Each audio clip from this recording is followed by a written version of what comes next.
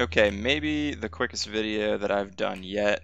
I'm Joe, Data Science Building Blocks. Today we're just going to install Power BI. That's it. I went out to Google, Power BI install, give that a search, and I'm just going to select this Microsoft.com link.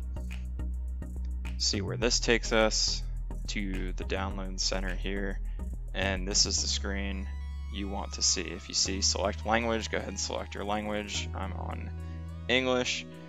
I'll click download, and you want to know which version that you have to install. I'm on a 64-bit, so I'm going to select that one, click next, and from here it's pretty simple. It works like any other setup where you run through the wizard steps.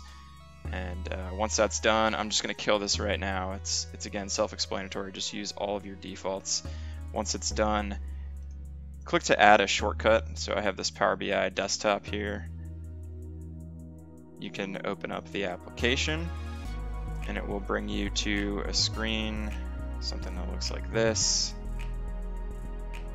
It will ask you to sign in, but we aren't actually paying for the Power BI service here, so I'm just going to try to bypass this step. I clicked already have an account, sign in, X out of this, and okay, now we have a blank canvas here and it's going to ask you to get data. This is always the first step, so we can click on get data, and in the next video I will show you how to pull in the MTCars data set, and we can work with that. So from here, nothing left to do. You can close out of everything, and we'll see you in the next one.